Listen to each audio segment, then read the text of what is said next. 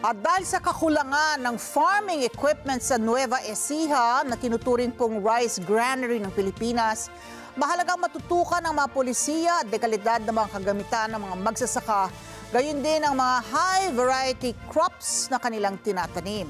Ito'y para mas mapabilis at mas mapataas pa ang produksyon ng mga agri-products sa naturang lalawigan. Erlo Bringas sa detalye.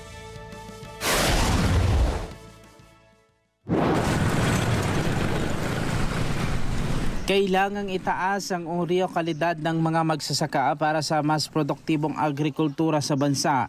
Ito ang ipinahayag ni Sagip Party List Representative Rodante Marcoleta sa kanyang naging pagbisita sa lalawigan ng Nueva Ecija.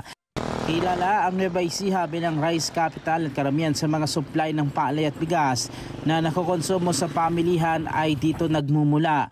Dito rin ang mga taniman ng sibuyas. Ayon kay Marcoleta, mas mataas pa ang antas ng produksyon ng mga magsasaka sa Nueva Ecija kaysa sa kalagayan ng mga magsasaka lalo na sa nasabing probinsya. Kailangan mapag-ibayo ang farming, mapataas ang productivity.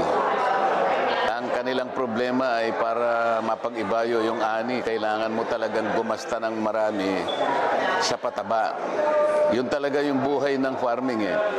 Pag nagkulang ka sa pataba, yung inaasahan mong ani talaga ay bababa.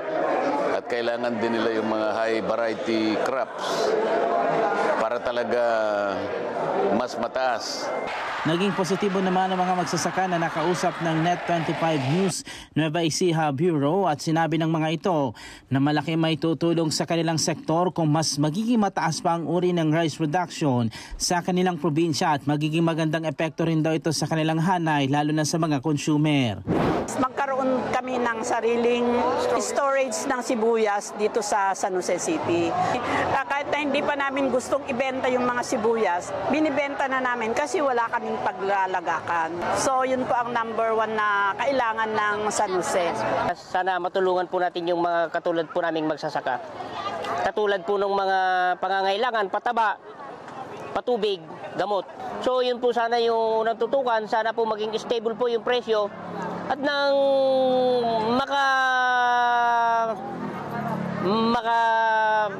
kuwan po ng konti yung mga magsasaka ng sibuyas.